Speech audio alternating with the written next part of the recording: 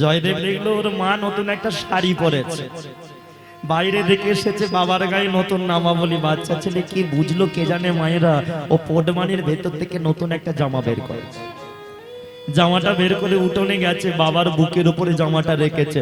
বাবার বুকের উপরে জামাটা রেখে, না বাবা আমি বুঝে গেছি তুমি আর মা দুজন মিলে বেড়াতে যাবে, আমাকে নিয়ে যাবে না। মাও সেজেছে, তুমিও চন্দন পরেছ, নামাবলী নতুন গায়ে দিয়েছ, এই জামাটা তোমার বুকের উপরে রাখলাম। ছেলেটা জয়দেব নিজে হাত দিয়ে বাবার হাত দুটোকে ধরে জামার উপরে তুলে দিয়েছে। নাও জামাটা ধরো, এবার আমি হাত বাড়াবো, তুমি হাতটা আমার গলিয়ে দেবে। বাবার হাত থেকে যেই ছেড়ে দিয়ে নিজে হাত দুটো বাড়িয়েছে, বাবার হাত দুটো দু সাইডে। কি হলো? ও হাতটা বুঝি পড়ে গেল? নাও আর একবার তুলে দিচ্ছি হাত দুটো, জামাটা ধরো, আমি হাত বাড়াবো, জামাটা পরিয়ে দেবে। আবার বাবার হাত দুটোকে নিয়ে বুকের উপর তুলে দিয়েছে, যেই ছেড়ে দিয়েছে বাবার হাত দুটো আবার পড়ে গেছে। ছোট 6 বছরের ছেলে, বাবা কথা বলে না, মা কথা বলে না, মা কাঁদছে, বাবা ঘুমাচ্ছে, কেমন হবে? কি হলো তোমার? সেই সকাল থেকে ঘুমাচ্ছ, ও বাবা জানো মা খালি কাঁদছে সকাল থেকে, মা কিছু খাইনি, আমাকেও খেতে দেয় না, আমাকেও খেতে পেয়েছে। বাবা তুমি ওঠো না, আমাকে দুটো খাইয়ে দেবে, ওঠো না। উঠলো না। ভক্তমণ্ডলী, ভক্তিমতী মায়েরা, কোন ছেলে যদি বাবা বলো মা বলো হারিয়ে ফেলে না, তার যে কি কষ্ট হয়, যে হারায় সে জানে। এই জয়দেবের লীলাটা গাইতে গিয়ে না আমার নিজের বুকটা ফেটে যায়। 6 বছর বেলায় জয়দেব আজকে বাবার বুকের উপরে কাঁদছে, বাবা কথা বলে না। আমি নিজেও কীর্তন গাই, ভগবানের নাম গাই, আমারও নিজের 6 বছর বেলায় জানো তো আমার নিজে জন্মদাতা আমার বাপি একটা রোড অ্যাক্সিডেন্টে মারা যায়। আমার দিদা বলে তোর বাবিকে শ্মশানে আনা হলো, তুই তো বন্ধুদের সাথে ছোটাছুটি করছিস। এখনো মনে পড়ে, আচ্ছা ভাবে দেখেছিলাম, সারা শরীরে সাদা কাপড় মোড়া, মাথাটা মোড়া, পোস্টমর্টম করা হয়েছিল। সেদিন কোনো কথা বলতে পারি না। জীবনে একটু বড় হওয়ার পরে বুঝেছিলাম জীবনে মাথার উপর জন্মদাতা পিতা না থাকলে কি হয়। যাদের আছে তারা অবহেলা করে চলেছে, তারা বাবা মাকে ভাত দিতে চায় না, যাদের নেই তারা কপাল চামড়ে মরে যাচ্ছে। যদি থাকতো, জীবনে যতই তুমি ভগবানকে ডাকো না,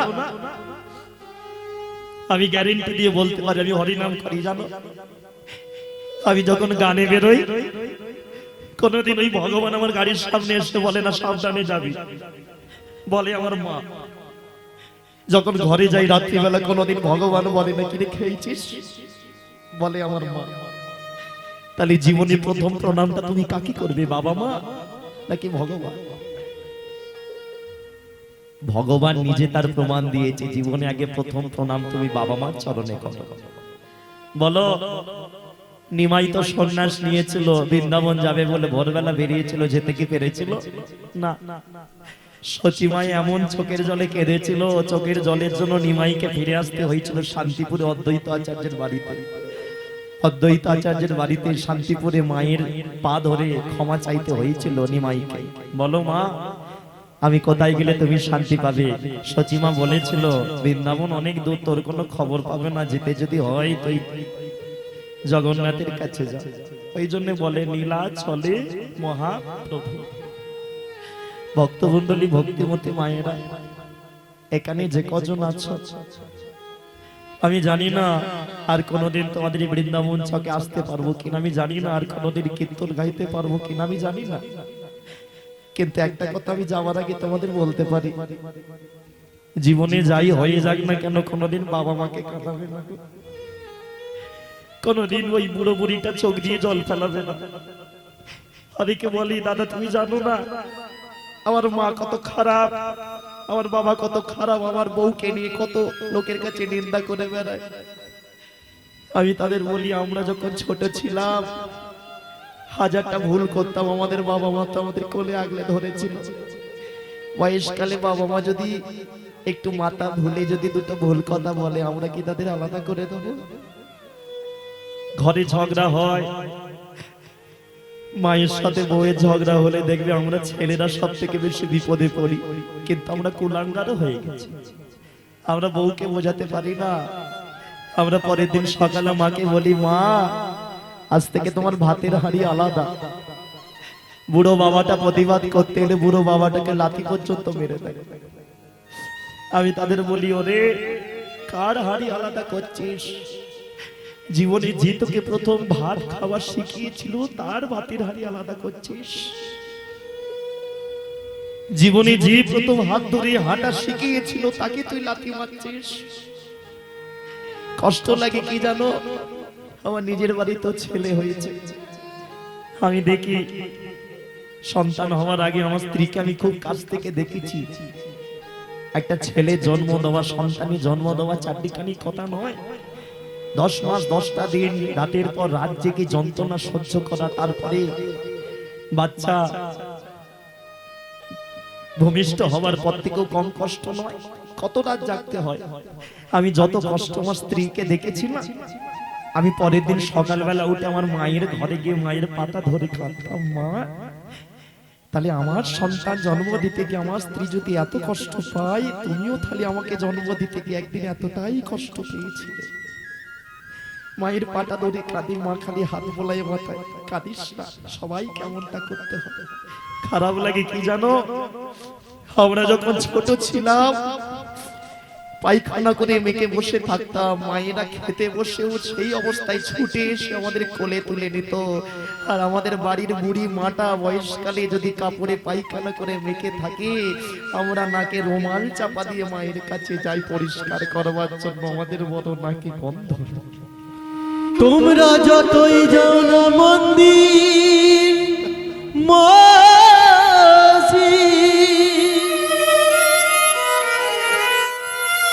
যতই করো না গঙ্গা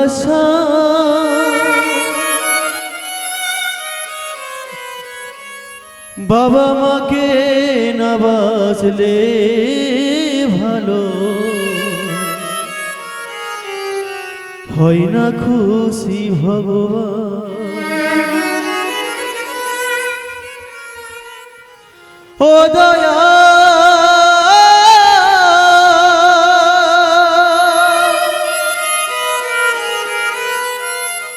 ও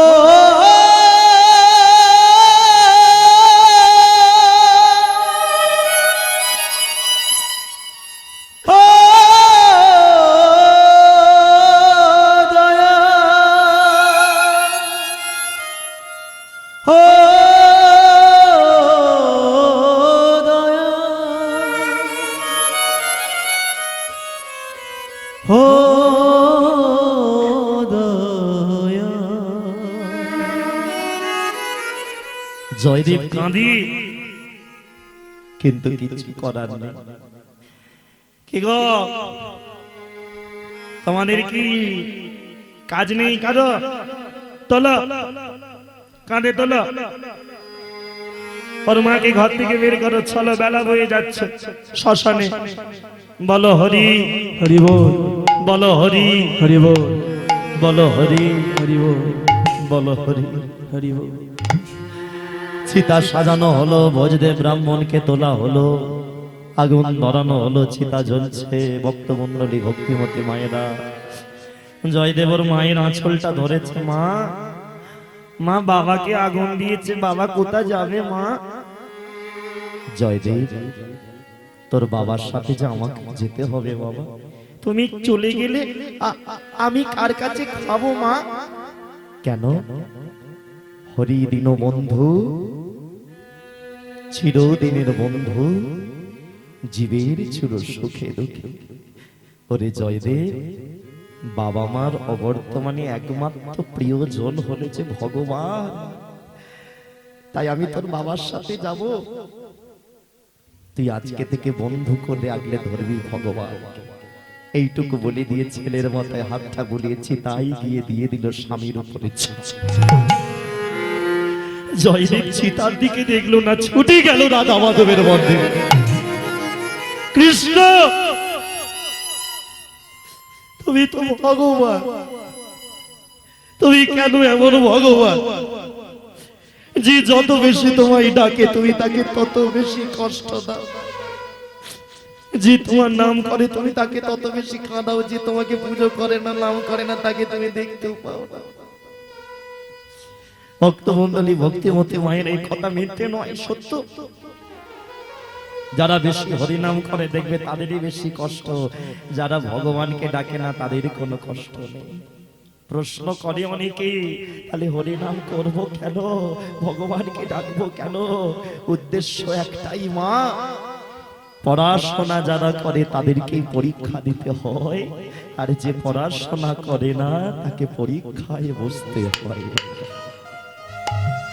আমরা ভক্ত হতে চাই, ভগবান পরীক্ষা নেয়, পরীক্ষায় রেজাল্ট ভালো করলে উঁচু ক্লাসে উঠবো, ডিগ্রি বাড়বে, আর ডিগ্রি যেদিন বাড়বে ওই ভগবানের রাতুলে রাগা চরণে আমাদের সেদিন প্রধানমন্ত্রী আসবে না, মুখ্যমন্ত্রী আসবে না, ওই ভগবানের কৃপা সেদিন নিতাই গৌর হরি। রাধা মাধবীর চরণ শক্ত করে ধরে, ঠাকুর আমি জানি তোমার ইচ্ছে ছাড়া নদীতে জোয়ার হয় না, তোমার ইচ্ছে ছাড়া নদীতে ভাটা হয় না, আর আমার জীবনে কি চাই, এই করে আমি জীবনটা কাটিয়ে দেবো। ওই রাধা মাধবীর চরণ ধরে ওইভাবেই মন্দিরে দিন কাটায়, ভগবানের চরণ ধরে সময় কাটায়। ঠাকুর তুমি ফোঁটা বলে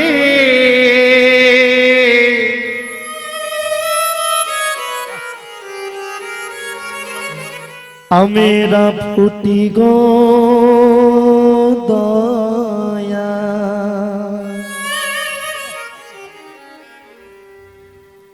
তুমি ঝরাও বলে ঝরি, তুমি ফোটাও বলে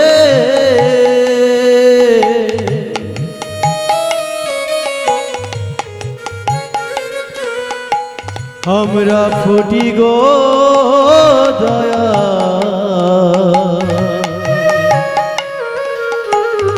তুমি ঝরা বলে ঝরি, ফোঁটা বলে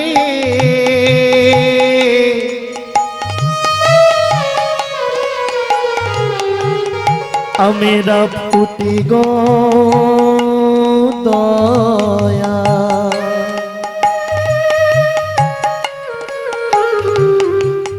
ঝরাও বলে ঝরি, ফোটাও বলে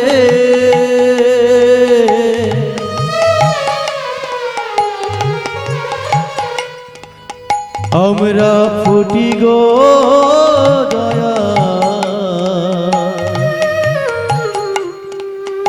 তুমি ঝরা বলে ঝরি, তুমি হাসা বলে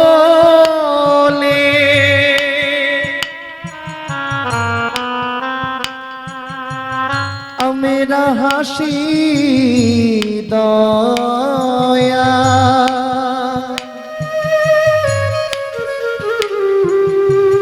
কাঁদাও বলে কাঁদি, তুমি হাসা বলে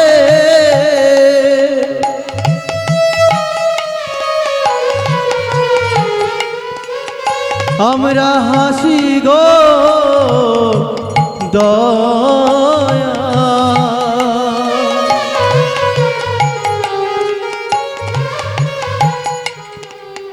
তুমি কাঁদা বলে কাঁদি।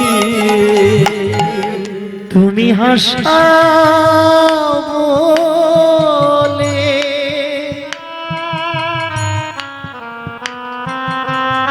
আমরা হাসি গো দয়া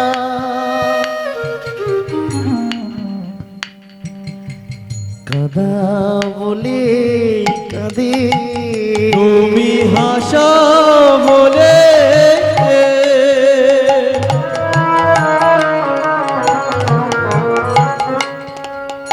আমরা হাসি গো দয়া কাদা বলে কাঁদি তুমি ফোটাও বলে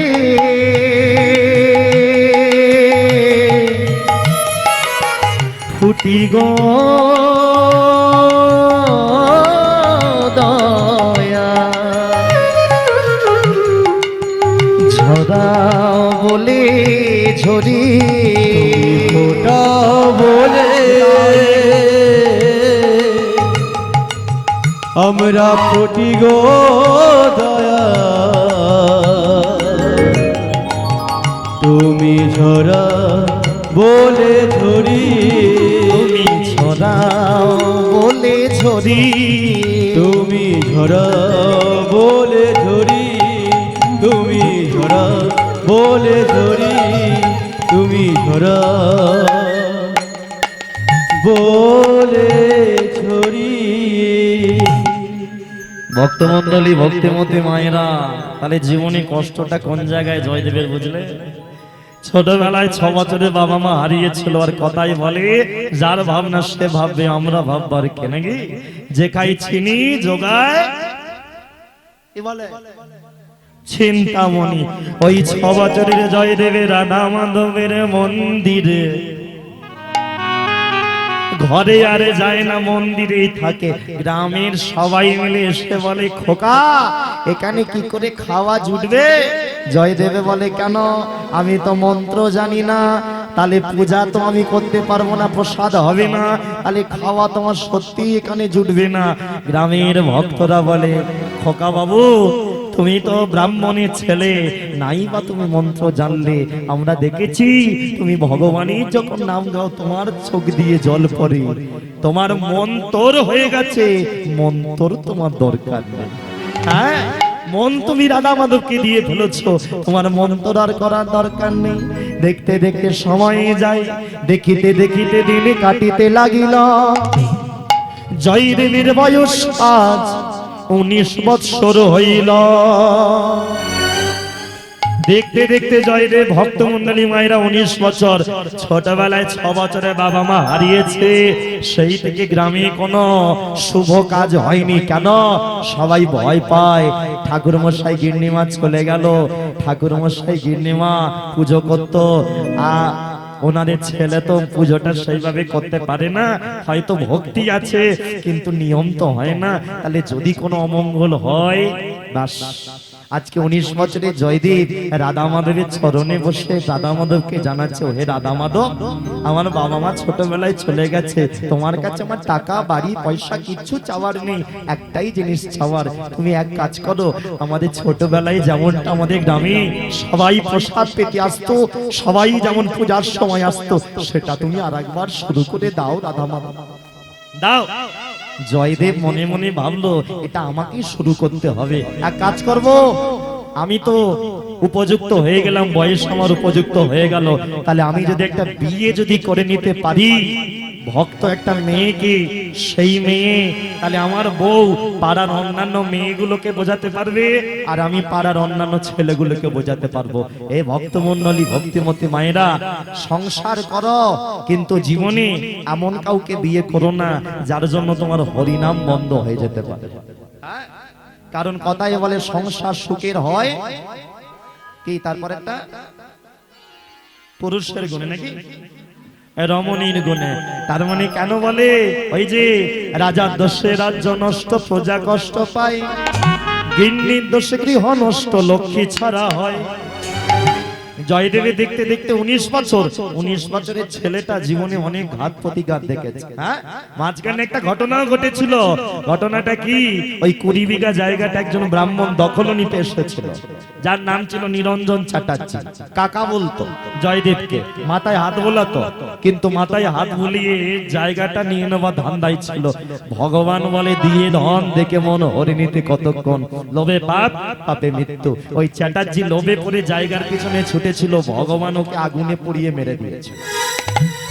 আজকে সেই জয়দেব 19 বছরের হয়ে গেছে, কেউ নেই সঙ্গে, কেউ নেই মাথার উপরে, কেউ নেই, একমাত্র রাধা মাধব। তাহলে একটা বিয়ে যদি করি ওই ভক্তিমতী মেয়ে দেখে করব। কেন?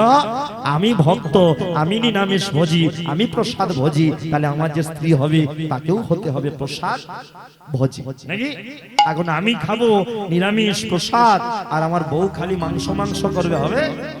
ও সংসার তলা নিতে যাবে, ঠেকবে না, টিকবে না, একেবারেই টিকবে না। ভক্তমণ্ডলী, ভক্তিমতী মায়েরা, তাই জয়দেব যাকে বিয়ের জন্য ঠিক করলো, জয়দেব ঠিক করেছে বলা ভুল, ওপর থেকে ভগবান ঠিক করে দিয়েছে। হ্যাঁ, তৎকালীন সময় আজকের বাংলাদেশ, তৎকালীন ভারত বাংলাদেশ এক, সেই বাংলাদেশের শ্রীহট্ট থেকে মেয়ে খুঁজে পাওয়া গিয়েছিল, যার নাম ছিল পদ্মাবতী।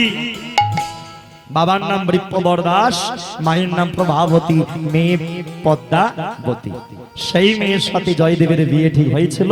আনন্দে আত্মহারা গ্রামের লোক সবাই ভয় পেত, শুভ কাজ গ্রামে করব না, যদি অমঙ্গল হয়। সেই সূচনা জয়দেব করে দিল। কেন? আপনি আচরিয়া ধর্মজীবের শেখায়। হ্যাঁ, আমি না এগোলে কেউ এগোবে না, আমার পিছনে আসবে না। তাহলে আমি শুভটা করলাম সূচনা। সবাই বিয়ে বাড়িতে আনন্দে, সবাই মিলে একসাথে শাঁকে বাজে, সানাই বাজে, বাজিছে মাদল, জয়দেবের বিয়েতে আনন্দের হিল্লোল। আগে বাজে সানাই বাজে, আগে বাজে সানাই বাজে, বাজিছে মাদল, জয়দেবের বিয়েতে আনন্দ হইল। শাঁকে বাজে, সানাই বাজে, শাঁকে বাজে, সানাই বাজে, বাজিছে মাদল, জয়দেবের বিয়েতে আনন্দের হিল্লোল। ও সাগে বাজে সানাই বাজে, সাগে বাজে সানাই বাজে, বাজিছে মাদল, জয়দেবের বিয়েতে আনন্দ হইল।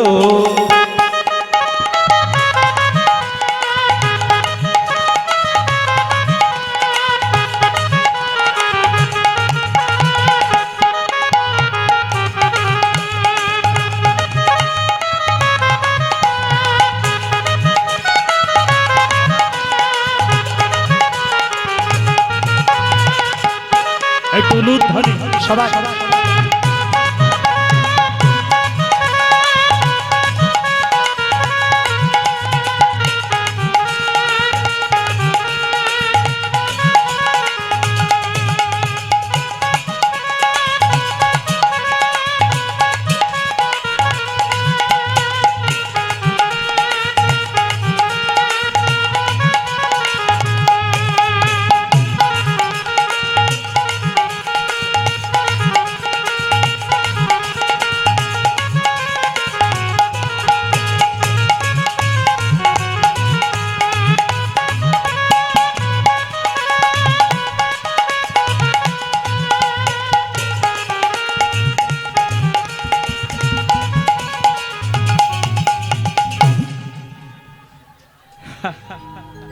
বলো। এই যে আমার পদ্মা যেভাবে প্রণাম করলো, তোমরা এখানে এতগুলো পদ্মাবতী বসে আছো, স্বামীকে এইভাবে প্রণাম করেছো? কি গো, এইভাবে স্বামীকে কেউ প্রণাম করেছো? হ্যাঁ, তা করবে কেন? তোমরা তো এখন লক্ষ্মীর ভান্ডার পাচ্ছ, স্বামীরা প্রণাম করবে, বলো। যাইনি তাই হোক, চলো সবাই মিলে একসাথে। লাজে রাঙা হলো কোনে বউ গো, লাজে রাঙা হলো কোনে বউ গো, লাজে রাঙা হলো কোনে বউ গো, লাজে রাঙা হলো কোনে বউ গো। মালা বদল হলো এই রাতে, মালা বদল হলো এই রাত। ও লাজে রাঙা হলো কোনে বউ গো, লাজে রাঙা হলো কোনে বউ গো। মালা বদল হবে এই রাতে, মালা বদল হবে এই রাতে। মালা বদল হবে এই রাতে, মালা বদল হলো এই রাতে। ও মালা বদল হবে রাতে, মালা বদল হলো রাতে, মালা বদল হবে রাতে, মালা বদল হবে রাতে। আজি মালা বদল হলো এই রাতে, মালা বদল হলো এই রাতে।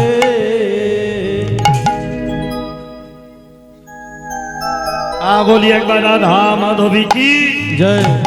সব আছো না গেছো? হ্যাঁ, যারা যাবার ওদিকে চলে গেছো পিছন থেকে বলিয়ে রাধা মাধবী কি, রাধা মাধবী কি।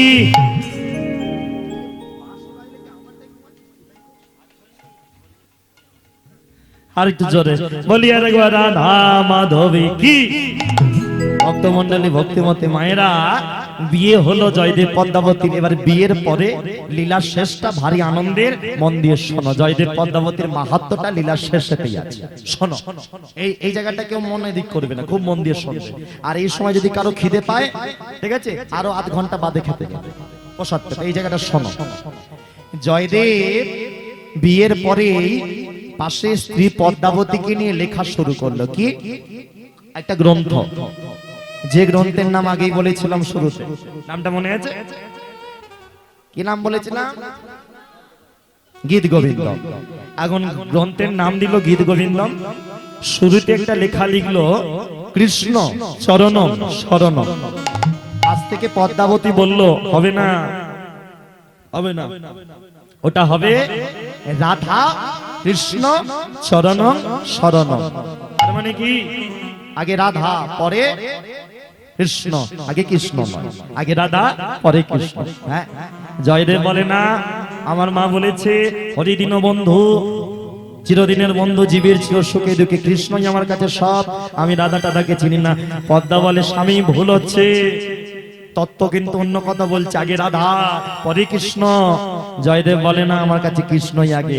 হ্যাঁ, স্বামীর ভুল জেনেও পদ্মাবতী সতীলক্ষ্মী নারী স্বামীর উপরে কোনো কথা বললো না। মা মাথা নত করে চুপটি করে বসে রইল। জয়দেব এবারে একে একে বৃন্দাবনের লীলাগুলো লিখছে। কি লীলা? রাধা কৃষ্ণের যে লীলা মাধুর্য, প্রত্যেকটা লীলা হচ্ছে, লীলা লিখছে। কারণ কলমে বসেছে গণেশ, বদনে বসেছে মা সরস্বতী, স্মরণ করে করে মুখে বলে বলে লিখছে। এখন লিখতে লিখতে একটা জায়গায় হাত থেকে কলম পড়ে গেল। কোন জায়গায়? বৃন্দাবনে একটা রাধা কৃষ্ণের লীলা ছিল, মানের মান পর্যায়ের, যে মানটা দুর্জয় মান। মানে জয়দেব লিখছিলে কিরকম দেখো বলি একটু। বৃন্দাবনে লিখছে রাধারানী যমুনায় জল আনতে যাচ্ছে, জল নিয়ে ফিরছে, আর গোবিন্দ বন্ধুদের নিয়ে, সখাদের নিয়ে, দাদা বলরামকে নিয়ে, ধবলি শ্যামলি গরুগুলোকে নিয়ে চড়াতে যাচ্ছে গোটে মাঠে। এখন মাঠে এরা যাচ্ছে, আর ওদিক থেকে যমুনা থেকে রাধারানী অষ্টসখী মানে ললিতা, বিশাখা, ইন্দুরেখা, চম্পকলতিকা, রঙ্গদেবী, সুদেবী, ভদ্রা অষ্টসখী নিয়ে ফিরছে। মাঝ রাস্তায় দেখা গোবিন্দ ইশারা করে বলেছিল, ইশারাটা একটু আমার দিকে দেখবে, দেখলে বুঝতে পারবে। হ্যাঁ, গোবিন্দ ইশারাটা ঠিক এমন করেছিল, রাধে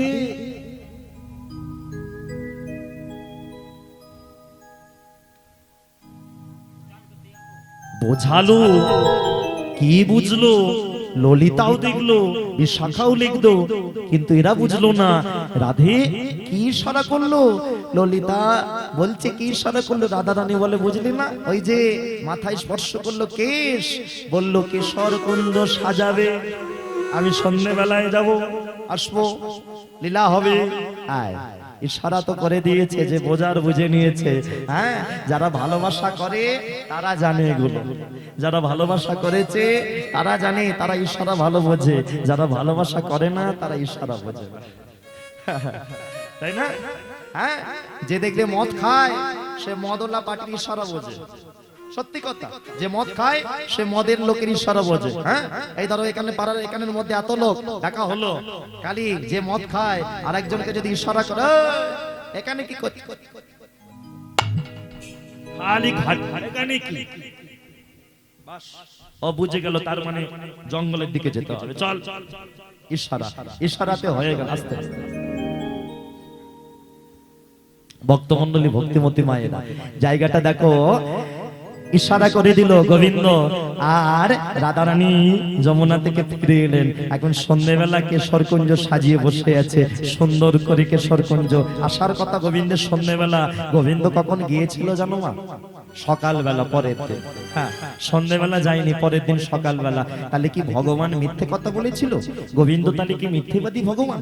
না, গোবিন্দ যাচ্ছিল, বেরিয়েও ছিল, মাঝ রাস্তায় ধরা পড়ে গিয়েছিল রাধারানীর খুড়তুতো বোন চন্দ্রাবলীর কাছে। এতেও কি গোবিন্দ দোষ? না, গোবিন্দ তো বেরিয়েছিল ঘর থেকে, বেরিয়ে বলেছিল, ওরে নপুর তুই আজকে বাজবি না। বলে কেন ঠাকুর? বলে তুই যদি বাজিস তাহলে আমাকে চন্দ্রাবলীর কুঞ্জের সামনে দিয়ে যেতে হবে, চন্দ্রাবলী আমাকে বেঁধে ফেলবে, ধরে ফেলবে। নপুরকে বলে তুই বাজবি না। নপুর বলে ঠাকুর এক কাজ করো, তুমি চরণ ফেলো না, তাহলে আমি বাজবো না। তুমি চরণ ফেললেই তো আমি বাজবো। যেই না বলেছি চরণ ফেললে বাজবো। এখন গোবিন্দ বলে তাহলে তোকে চরণে রাখবো না। নপুর বলে রাখবে কোথায়? গোবিন্দ বলে কেন, চরণ থেকে খুলে আমার মাথায় রাখবো। নপুর বলে হবে না, কারণ তোমার মাথাটা অন্য একজনের নামে কেনা আছে। আস্তে আস্তে এই কথা বলতে হবে, আস্তে আস্তে। ও মায়েরা, গোবিন্দকে নপুর বলে দিল তোমার মাথাটা তো একজন কিনে রেখেছে, তোমার মাথায় একজন জায়গা কেনা আছে ময়ূরপুচ্ছ আছে না? ভগবানের মাথায় কি আছে? কে ময়ূরপুচ্ছটা কে? হ্যাঁ, রাধারানী হয়েছিল, মনে করো। হ্যাঁ, আবার অনেক লীলা, অনেক তত্ত্ব। যাই হোক, তাহলে তোমার মাতা তো ময়ূরপুচ্ছ হয়ে রাধারানী কিনে রেখেছে, হবে না। বলে ওরে নপুর তোকে তাহলে আমি রাখবো কোথায়? বলে তোকে আমার বুকে রাখবো। নপুর বলে তাও হবে না। বলে কেন ঠাকুর? বলে নপুর বলে তাও হবে না ঠাকুর। বলে কেন নপুর?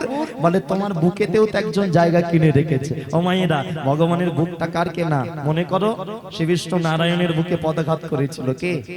ভৃগুমুনি। ভৃগুমুনির পদাঘাত বুকেতে রয়েছে, ওখানেও হবে না। তাহলে ওরে নপুর মাথায় রাখবো না, বুকে রাখবো না, তাহলে তোকে আমি কোলে তুলে রাখবো, কোলে বেঁধে রাখবো। বলে ভগবান এক কাজ করো ঠাকুর, তুমি আমাকে খুলে ফেলে দাও তাও ঠিক আছে, তবু কোলে আমাকে তুলো না। তোমার কোলে যে উঠেছে সে একেবারে পটল তুলেছে, তাই না?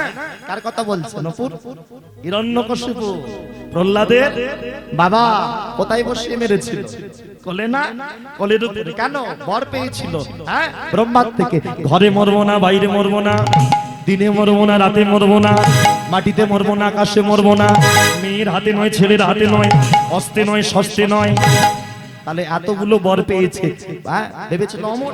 ছেলে নয়, মেয়ে নয়, দিনে নয়, রাতে নয়, ঘরে নয়, বাইরে নয়, মাটিতে নয়, আকাশে নয়, হস্তে নয়, শস্তে নয়, তাহলে বাকি কি রইল? অমর ভেবে গিয়েছিল। কিন্তু ভগবান বলে আইন আছে, আইনের ফাঁকও আছে। হ্যাঁ, যখন প্রহ্লাদ ডাকলো, পাথর ভেঙে যখন ভগবান নৃসিংহ থেকে বেরোলো, কোলে তুলে নিয়েছে হিরণ্যকশিপুকে। হিরণ্যকশিপু হাসছে, আমি মরবো না, আমাকে মারতে পারবে না ঠাকুর। বলে কেন? বলে আমি ঘরে মরবো না, বাইরে মরবো না। ভগবান বলে তাকিয়ে দেখ, ঘরেও নয়, বাইরেও নয়, চৌকাটে দাঁড়িয়ে আছে। কি বলে না, সন্ধ্যেবেলা চৌকাটে বসতে নেই, খেতে নেই, শুতে নেই। কেন? এই কোলে নিয়ে চৌকাটে। হিরণ্যকশিপু বলছে কিন্তু আমি দিনে মরবো না, রাতে মরবো না। বলে এটা দিনও নয়, রাতেও নয়, মাঝখানের সময় ভর সন্ধ্যেবেলা। এবারে ভয় পাচ্ছে হিরণ্যকশিপু। ও ঠাকুর আমি ছেলের হাতে মরবো না, মেয়ের হাতে মরবো না। বলে তাকিয়ে দেখ, আমি ছেলেও নয়, মেয়েও নয়, অর্ধেকটা মানুষ, অর্ধেকটা সিংহ। কিন্তু আমি মাটিতে মরবো না, আকাশে মরবো না। তাকিয়ে দেখ, তোকে আমার কোলে তুলে রেখেছি, এমনি মাটিতেও ফেলিনি, আকাশেও তুলিনি, মাঝ বরাবর তোকে রেখে দিয়েছি। কিন্তু আমি অস্তে মরবো না, শস্তে মরবো না। বলে কে তোকে অস্ত্র দিয়ে মারবে? আমার হাতের নখগুলো দিয়ে তোকে চিড়ে ফেলে। যার জন্য ওই কোলে তুলে হিরণ্যকশিপু মৃত্যু দিয়েছিল বলে নপুর বলে তোমার কোলে তো আমি উঠছি না। গোবিন্দ বলে তাহলে আর জায়গা কোথা? চরণ থেকে যে তোকে খুলবো আর জায়গা কোথা? নপুর বলে আর কোথা জায়গা? মাথা থেকে তো নাম জ্বর আছে, ওই তো, তাহলে আমার একটাই জায়গা। ও গোবিন্দ চরণে ছাড়া করো না গো, আমায় চরণ ছাড়া করো না গো, তোমার ওই চরণে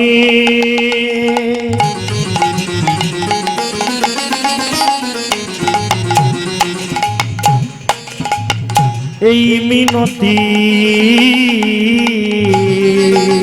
আমায় চরণ ছাড়া করো না গো। গোবিন্দ নপুরকে বলে দিল, তাহলে ভাই আমার, বাবা আমার, বাজিস না, বাঁচলেই চন্দ্রাবলী ধরে ফেলবে।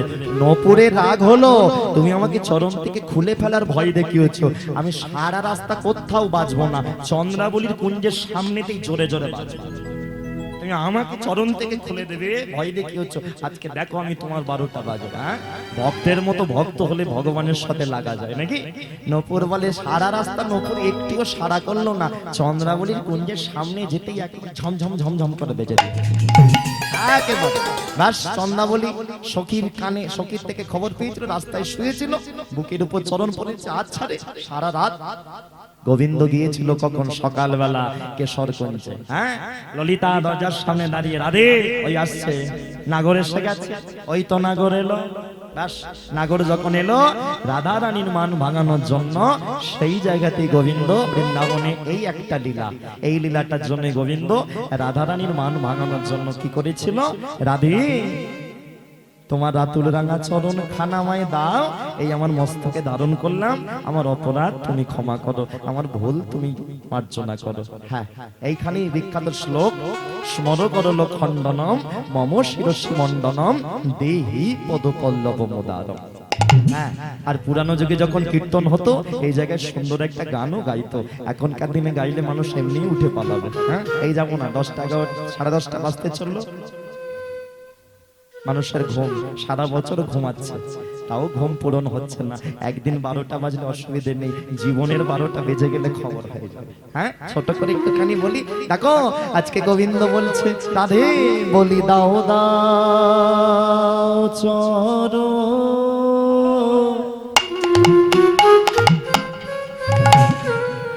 চরণ বাড়া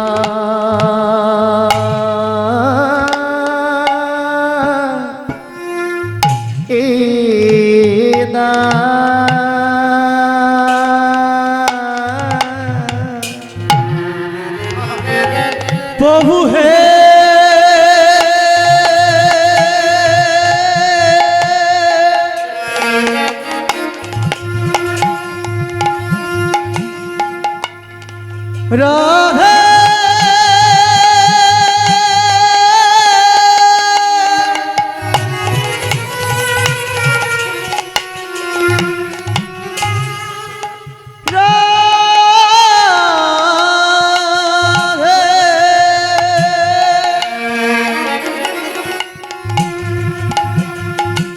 রাধে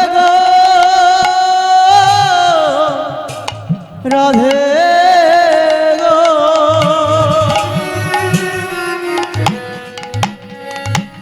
ওগো রাধে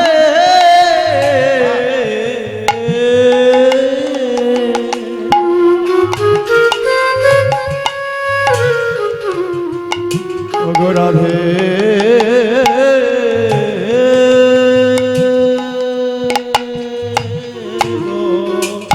মায়েরা, এখানে যে কজন আছো, কষ্ট করে ঠান্ডায় বসে আছো, একটা কথা বলি, বাজাও, একটা কথা বলি, এই যে গানটা হচ্ছে না, 10 বছর আগে পর্যন্ত এই গান গাইলে মানুষ আসরে বসে ভক্তরাও কাঁদত, আর যে গান গায় সেও কাঁদত। এখনকার দিনে মানুষের কাঁদা তো দূরে থাক, মানুষের খালি চিন্তা, দাদা রাধে রাধে জপা করো, করতে হবে, হাত তুলে নাচো। মনে রাখবে, যে ভগবানের জন্য কাঁদে না, তাকে জীবনে অন্যের জন্য কাঁদতে হয়, আর যে ভগবানের জন্য কাঁদে, তাকে অন্যের জন্য কখনো কাঁদতে হয়। হ্যাঁ, ভগবানের জন্য ঠাকুর ঘরে কাঁদতে পারলে তাকে অন্য জায়গায় কাঁদতে হয় না, আর যে অন্য জায়গায় কাঁদে, তাকে ঠাকুর ঘরে কাঁদতে সে যেতে পারে। হ্যাঁ, রাধে ওই চরণে এই মিনতি,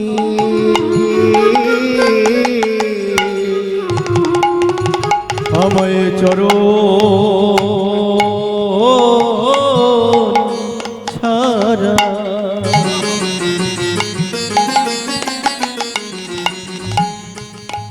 করো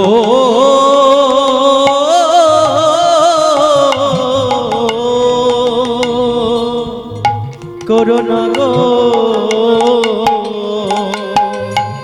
তোমার হাতে ধরিয়া পায়ে পড়ি আমায় চরণ ছাড়া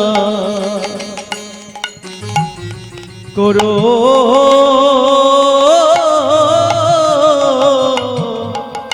না গো।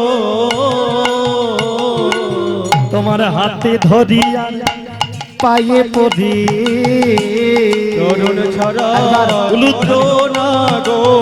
ওই চরণে এই মিনতি চরণ ছাড়া করো না গো। ওই চরণে এই মিনতি আমার চরণ ছাড়া করো না গো।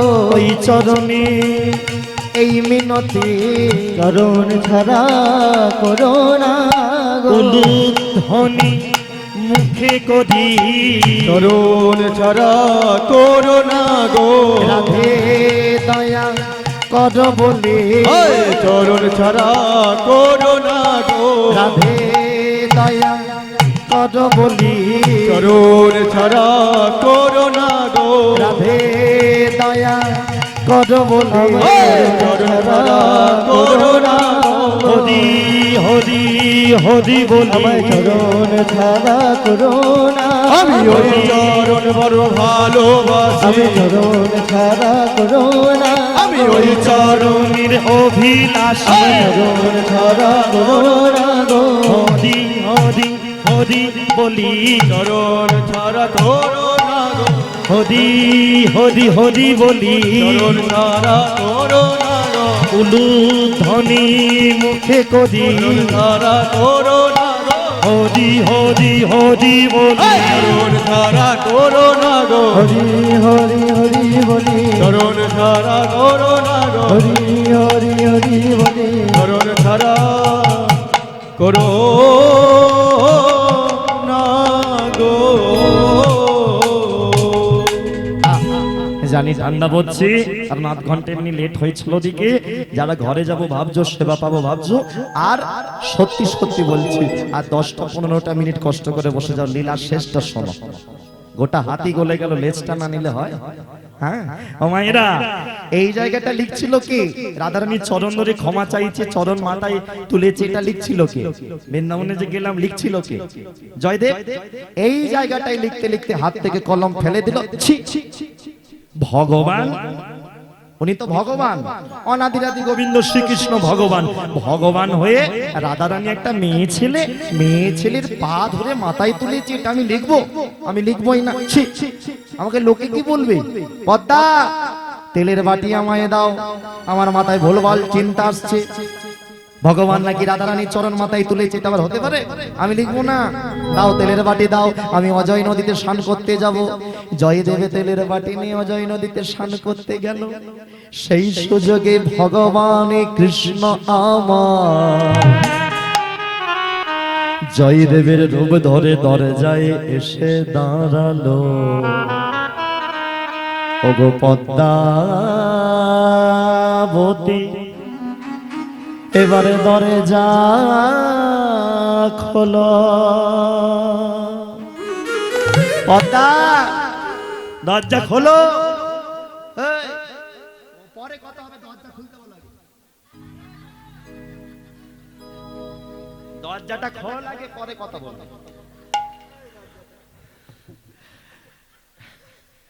পদ্মা দরজা খুলো মায়েরা জায়গাটা ভালো করে শোনো পদ্মাবতী রান্না বান্না করে চাপা দিয়ে স্বামী এসে গেছে সেবা পাবে তাড়াহুড়ো করে দরজা খুলেছে থাকো এই তো গেলে এক্ষুনি স্নান হয়ে গেল এরই মধ্যে কি করে হলো ভগবান জয়দেবের রূপধারী ভগবান বলে পদ্মা আজকে না একটা লেখা মনে পড়ে গেছে যদি লেখাটা ভুলে যাই ওই জন্য আমি তাড়াহুড়ো করে স্নানটা করে চলে এলাম এক কাজ করো তুমি থালায় ডাল অন্ন ব্যঞ্জন সাজাও আমি লেখাটা লিখে দিয়ে এসেই আমি সেবায় বসবো পদ্মা তো জানে নিজের স্বামী অত জানে না যে এসেছে তিনি হলেন কে জগৎ স্বামী রান্না করে ডাল অন্ন ব্যঞ্জন সাজিয়ে বসে আছে থালায় বেড়ে ভগবান কৃষ্ণই আমার জয়দেবের রূপ ধরে গ্রন্থ মন্দিরে গিয়ে বাঁকা হাতের বাঁকা লেখায় লিখে দিল ওই শ্লোক যে পারেনি, দুটো জায়গা লিখে দিল। একটা জয়দেবের যেটা প্রথম ভুল, কৃষ্ণ চরণং শরণং, ওখানে লিখে দিল রাধা কৃষ্ণ চরণং শরণ। আগে রাধা পরে কৃষ্ণ। হ্যাঁ, কলিযুগে শুধু নয়, লেডিস ফার্স্ট, যুগে যুগে সত্যে লক্ষ্মী নারায়ণ, তেতাই সীতারাম, তারপরে রাধা কৃষ্ণ, আর কলিযুগে লেডিস ফার্স্ট। ওই জন্য সরকারও জানে, ওই জন্য লক্ষ্মীর ভান্ডার দেয়, নারায়ণ ভান্ডার দেয় না, তাই না? হ্যাঁ, বাসে উঠলে বলে বলাই পান্ডা থেকে বাস যাচ্ছে, লেডিস ফার্স্ট, লেডিস ফার্স্ট। তাহলে বুঝে নাও, এই দেখো পদ্মা তো জানে না কে ভগবান বাঁকা হাতের বাঁকা লেখা সুন্দর করে লিখে দিয়ে এসেছে, সেবায় বসেছে। ও মায়েরা, আগেকার দিনে নিয়ম ছিল, আমার ঠাকুমা দিদারা জানবে, স্বামী যতটা সেবা করে তার থেকে বেশি পরিমাণ থালায় সাজিয়ে দিতে হয়। স্বামী সেবা করে উঠে যায়, তারপরে ওই থালায় স্ত্রী হয়ে স্বামীর থালাতে সেবা করতে হয়। এখনকার মেয়েরা করবে? হ্যাঁ, ওকে যদি ফোন করো, হ্যালো হ্যালো বলো হ্যালো বলো, বলছি কটা বাজবে আসতে তোমার? 12টা। 12টা? শোনো, এই ঠান্ডায় আমায় ডাকবে নি, সিঁড়ির তলায় টেবিলের উপরে খাবার চাপা দেয়, তাকে খেয়ে নেবে, আমাকে ডাকবে না। ঠান্ডা হয়ে যাবে তো। এখনকার বউরা তাহলে তুমি সংসার হবে কি করে? হ্যাঁ, 20 বছর সংসার করার পরে হঠাৎ শোনা গেল ওই লালটুর বউ পালিয়ে গেছে। 20 বছরে। আমি বলি 20 বছরে তুই কি পেলি না? 20 বছরে তুই এখানে কি পেলি না? 20 বছর পরে পালাতে হলো। হ্যাঁ, তাহলে বুঝে নাও, ও তার মানে ও হচ্ছে সেই অ্যাটম বম। ও তার মানে কোথাও টিকবে না, ও যেখানেই যাবে সেখানেই বাস্ট করবে। যে সয়, সংসারের মানেই তো হলো যে সয় সে রয়, আর যে না সয় সে নাশ হয়। সংসার বিবাহ, একজনকে বিশেষভাবে বহন করার নাম হলো বিবাহ। চোখে লাগলো ভালো, মালা দিলাম, অত সোজা জিনিস নয় এটা। হ্যাঁ, মন্ত্র যদিদং হৃদয়ং মম তদিদং হৃদয়ং তব, অত সোজা জিনিস নয়। সারাটা জীবন একজনকে নিয়ে চলা, মনের দিক দিয়ে, হৃদয়ের দিক দিয়ে, ধৈর্য, ভালোবাসা সবটা দিয়ে।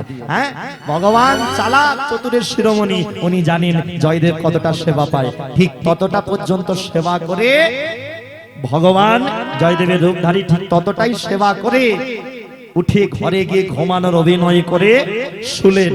পদ্মাবতী আস্তে আস্তে আস্তে গোপালদা, এই গোপালদা, আস্তে আস্তে তোমরা দিকে ডাকো। পদ্মাবতী স্বামীর পদসেবা করে ঘুম পাড়িয়ে দেয়। মায়েরা শেষটা শোনে না, ও তো জানে না যে ঘুমাচ্ছটা কে। আস্তে, কথা নয় গো, আস্তে, এখন বলুন।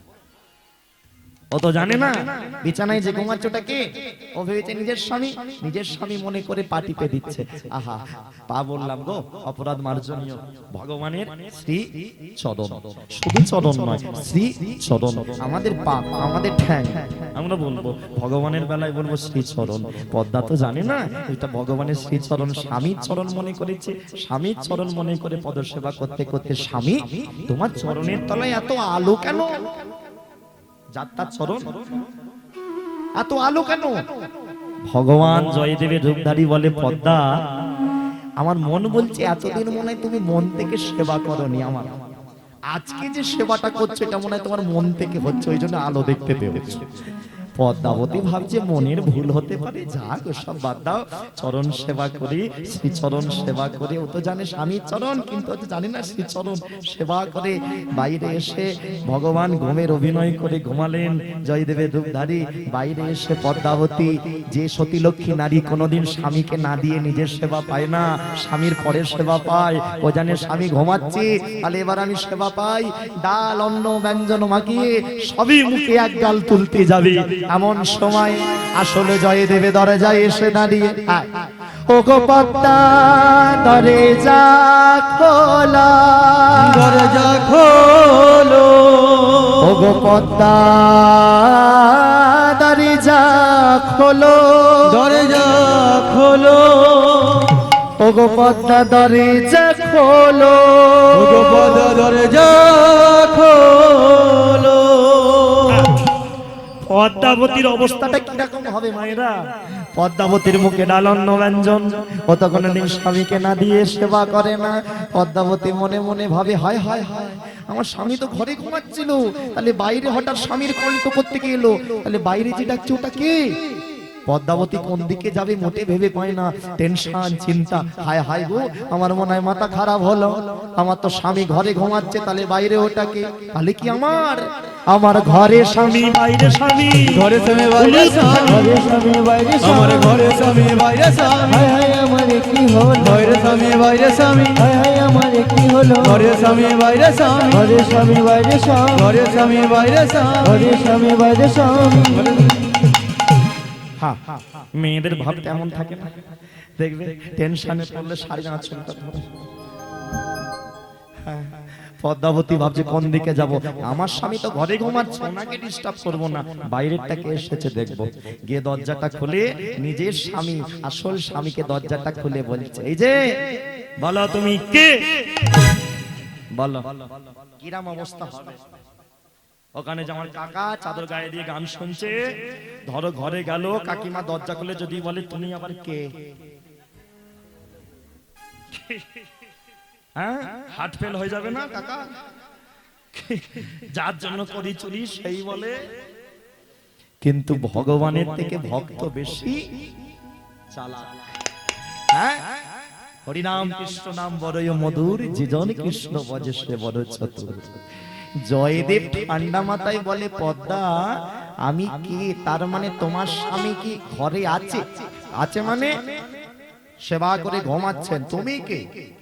জয়দেব বলে, ওগো পদ্মা, ঠিক আছে মেনে নিলাম তোমার স্বামী ঘরে ঘুমাচ্ছে, বলো তো পদ্মা, যদি আমার আগে তোমার স্বামী এসে থাকে, বলো তো পদ্মা, তার হাতে কি তেলের বাটি ছিল বলো? এইটে যেই বলেছে ভক্ত জয়দেব, অমনি পদ্মাবতী জিভ কামড়ে মাথায় হাত, তেলের বাটি তো ছিল না ওনার কাছে, তাহলে ওইটা কি?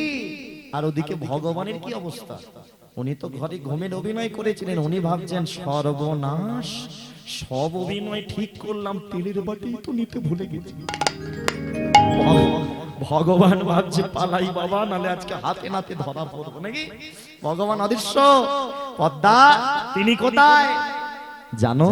আমার রান্না করা ভাত খেয়েছে ওই বেটা ছোটটা। জয়দেব মনে মনে ভাবছে চোর না ডাকাত দেখতে হবে। আচ্ছা তিনি কোথায়? বলে ঘরে ঘুমাচ্ছে। জানো স্বামী, তুমি যে বই লেখালেখি করো সেই ঘরে আগে গিয়েছিল। জয়দেব বলে তাই, চলো যাই। জয়দেব গেল। জয়দেব গেল সেই ঘরে দেখতে, গ্রন্থ মন্দিরে কি লিখে দিয়েছে, কে লিখে দিয়েছে, কি লিখে দিয়েছে সেটা জানার জন্য। আর পদ্মাবতী রান্না করা ওর কি বলবো অন্ন সেবা করেছে বলে দরজার সামনে যে ঘরে ভগবান ঘুমাচ্ছে সেই ঘরের সামনে খিল লাগিয়ে দিয়েছে, একটা খিল দিয়েছে যাতে বেরোতে না পারে। আর জয়দেব সেই গ্রন্থ মন্দিরে গিয়ে দেখতে পেল যে জায়গাটা হাত থেকে কলম পড়ে গিয়েছিল, যে জায়গাটা লিখতে পারিনি, স্মর করল খণ্ডনম মম শ্রী মণ্ডনম দেহি পদপল্লব মুদারম। জয়দেব দেখতে পেল বাঁকা হাতের বাঁকা লেখায় কে যেন লিখে দিয়েছে। এ লেখা তো যাত্রার কর্ম নয়। আমার কলমে বসেছিল গণেশ ঠাকুর, আমার বদনে বসেছিল মা সরস্বতী, তবেই আমি স্মরণ করে লিখছিলাম, এ তো যাত্রার কর্ম নয়। তাহলে কি আমার পদ্মা তিনি কোথায়? স্বামী আমি দরজাটা খিল লাগিয়ে দিয়েছি, খুলবো, তুমি কিন্তু ঢুকেই পাঁজা করে ধরবে। ভগবান এসেছে কি আসেনি, ভক্তের থেকে বেশি ভালো আর কি জানতে পারে। জয়দেব পদ্মার হাতটা ধরে বলে, পদ্মা তুমি দরজাটা খোলো পদ্মা, আমি যার কথা ভাবছি সত্যি যদি তিনি এসে থাকে, তুমি যে বললে না পাঁজা করে ধরবে, এমন ধরবো সারা জীবন আর ছাড়বো, তুমি দরজাটা খোলো। আর ভগবান মনে মনে কি ভাবছে, পদ্মা আমার মা আমাকে দড়ি দিয়ে বেঁধে রাখতে পারেনি, দড়ি দিয়ে বাঁধতে পারিনি, তুমি আমাকে খেল দিয়ে আটকাবে পদ্মা, অত সোজা? হ্যাঁ, 2 আঙ্গুল করে দড়ি প্রত্যেকবার যখন দেখলে মা ক্লান্ত, মা আর পাচ্ছে না ছোটাছুটি করতে, তখন ধরা দিলে ভক্তের কাছে, মায়ের কাছে। আজকে ভগবান অদৃশ্য হলো, পদ্মাবতী দরজা খুললো, জয়দেব ঘরে ঢুকলো। ভগবান নেই, কিন্তু ভক্তের তো বুঝতে বাকি রইল। ওই ঘরের ভিতরে জয়দেব লক্ষ্য করল সারা ঘর জুড়ি চন্দনের গন্ধ, চন্দনের গন্ধ, সারা ঘর জুড়ি ময়ূর পুচ্ছ, ময়ূর পোছ, সারা ঘর জুড়ি আলোর ছটা, আলোর ছটা, ছুটে বাইরে এসেছে। পদ্মাবতীর পাটা শক্ত করে জড়িয়ে ধরেছে। পদ্মা, জানো তুমি যাত্রার সেবা দাওনি পদ্মা, এসেছিলেন তিনি, এসেছিলেন তিনি। কে? পদ্মা। ভগবান এসেছিল, ভগবান এসেছিল, ভগবান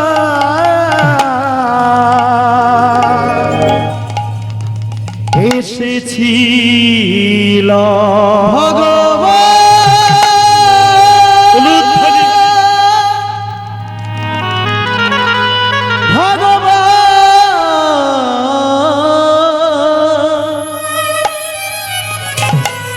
ভগবান এসেছিল। পদ্মা তো সব জানে না, বলে তোমার মাথা মনে হয় খারাপ হয়ে গেছে, পা ছাড়ো, আমি তোমার স্ত্রী না। জয়দেব উঠে দাঁড়িয়ে বলে, পদ্মা, স্ত্রীর মতো স্ত্রী হলে তাকে প্রণাম করা যায়। হ্যাঁ, করেছিল জয়দেব গোস্বামী মা পদ্মাবতীকে, করেছিল চাপাল গোপাল নিস্তারিণীকে, করেছিল চণ্ডীদাস রানী ধোপানীকে, করেছিল রঘুনাথ দাস মাধবী চরণে। বুঝে নাও, জীবনে স্ত্রীর মতো স্ত্রী হলে তুমি স্ত্রীর পায়ে প্রণাম তুমি করো। সহধর্মিণী, যে তোমাকে ধর্ম পথে সাহায্য করে, সেই তো সহধর্মিণী। নালে জীবনে সহধর্মিণী না হতে পারলে কি লাভ? পদ্মা, তুমি যেটা বদনে, যেটা মুখে দাঁতে চিবাচ্ছ ওটা দাও। পদ্মা বলে, আমার স্বামীর মাথা সত্যি খারাপ হয়ে গেছে। প্রথমে পায়ে ধরেছি, আবার বলে এঁটোটা দাও, এ তো এঁঠো। জয়দেব বলে, পদ্মা, এমন বোকা বোকা কথা বলো না পদ্মা। থালায় যেটা রয়েছে ভগবান সেবা করে গেছে, ওটা প্রসাদ। আর তোমার বদন থেকে যখন পাবো, ওটা তো এঁঠো নয়, সগড়ি নয়, বাসি নয়। ও পদ্মা, আজও পর্যন্ত জগন্নাথের মন্দিরে রান্নাঘরে হাড়ির ওপর হাড়ি চাপিয়ে রন্ধন হয়, সেই ভোগ নিয়ে জগন্নাথের কাছে নিবেদন করা হয়, তাকে মহাপ্রসাদ বলে না পদ্মা। পাশে রয়েছে ভক্ত বিমলা দেবীর মন্দির, যিনি স্বয়ং মহামায়া যোগমায়া বিমলা দেবীর মন্দিরে প্রসাদ থাকে, ওটা জগন্নাথের মন্দির থেকে যখন বের হয় প্রসাদ, পাশে বিমলা দেবীর মন্দিরে দেওয়া হয়। ওখান থেকে যখন বের হয় আনন্দ বাজারে বিক্রয় হয়, তখন নাম হয় পদ্মা। ওখানেও নাম মহাপ্রসাদ, আর তোমার হাতেও রয়েছে যেটা আমি পাবো, দাও পদ্মা। মহা মহা মহাপ্রসাদ, মহা মহা মহাপ্রসাদ, মহা মহা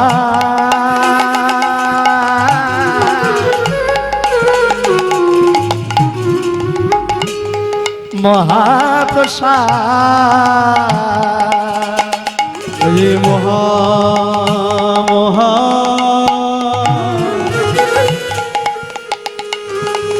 মহা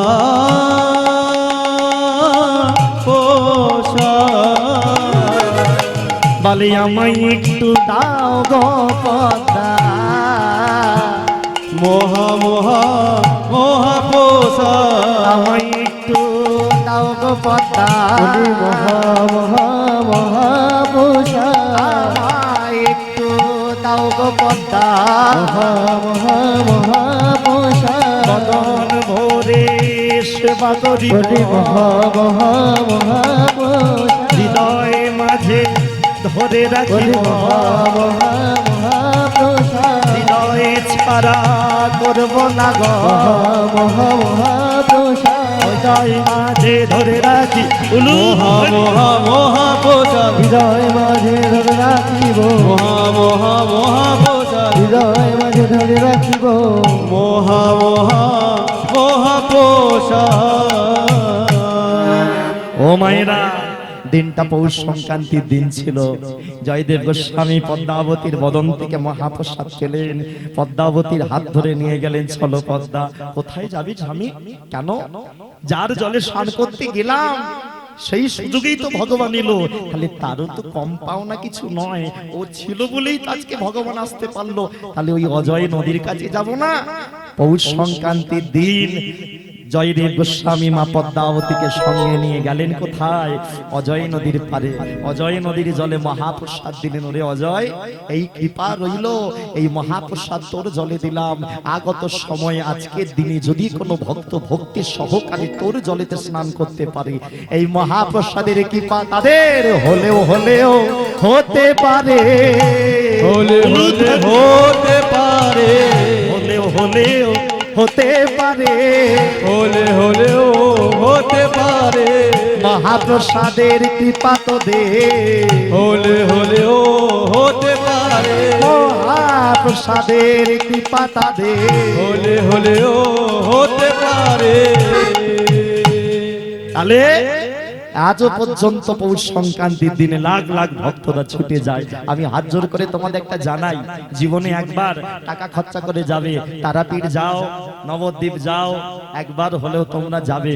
হ্যাঁ, এই যে আমাদের পশ্চিমবঙ্গের মধ্যে এত বড় একটা তীর্থস্থান রয়েছে আমরা জানি না, এটার প্রচার হয় না। স্বয়ং ভগবান এসেছেন, চিন্তা করো, এটা ছেলেখেলা জিনিস।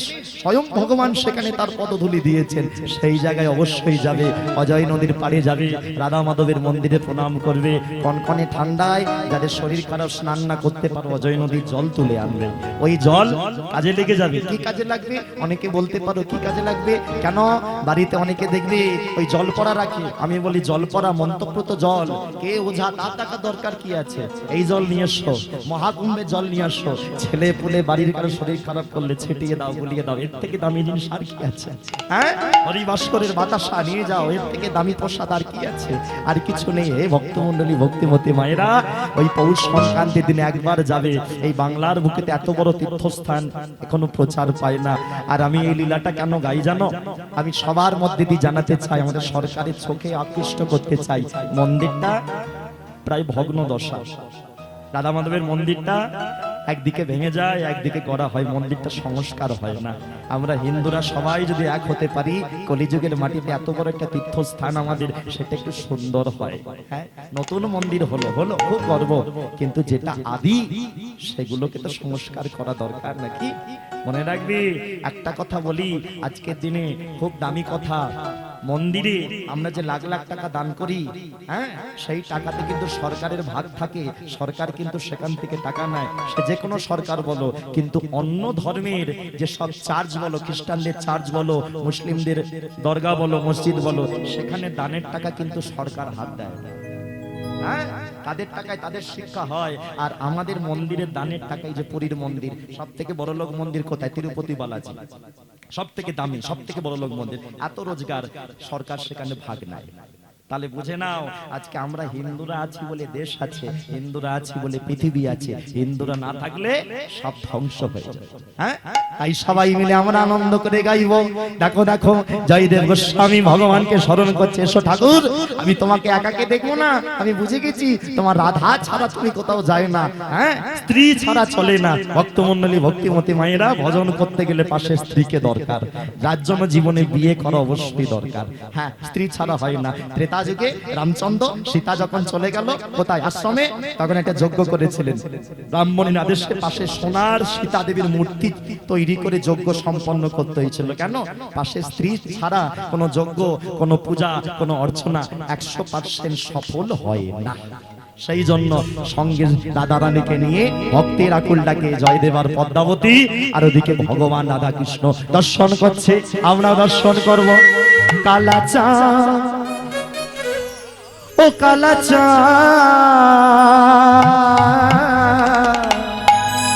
কালাচা চাঁদ, চাঁদ বদনে চাঁদের বামে দাঁড়ালো।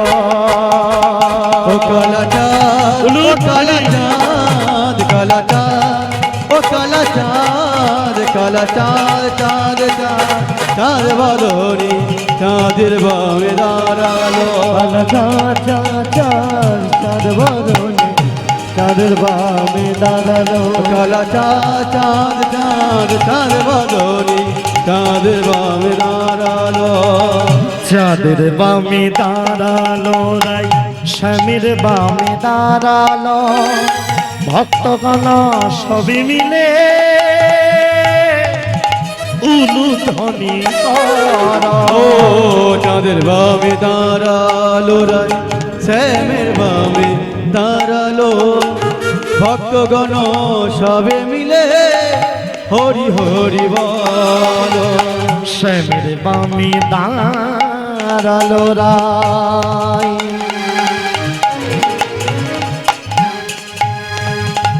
চাঁদের বামে দাঁড়ালো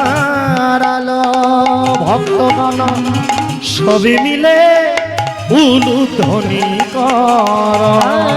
চাঁদের বামে দাঁড়ালো রাই শ্যামের বামে দাঁড়ালো ভক্তগণ সবে মিলে উলুধ্বনি করো।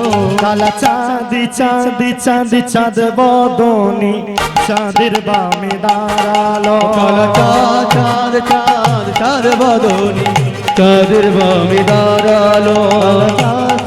চাঁদের বদনে চাঁদের বামে দাঁড়ালো। কালা চাঁদ চাঁদ চাঁদ বদনি চাঁদের বামে দাঁড়ালো। চাঁদের বামে দাঁড়ালো। ও চাঁদের বামে দাঁড়ালো। চাঁদের বামে দাঁড়ালো।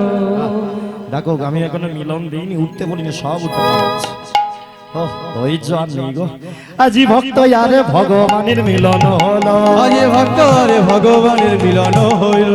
ভক্ত আরে ভগবানের মিলন হলো। আজ ভক্ত আরে ভগবানের মিলন হইল। সাত বদনে সবাই মিলে হরি হরি বলো। চাঁদ বদনে সবাই মিলে হরি হরি বলো। সাত বদনে সবাই মিলে হরি হরি বলো। চাঁদের বদনে সবাই মিলে হরি হরি বলো। হরি বল হরি বল হরি বল হরি বল হরি বল হরি বল হরি বল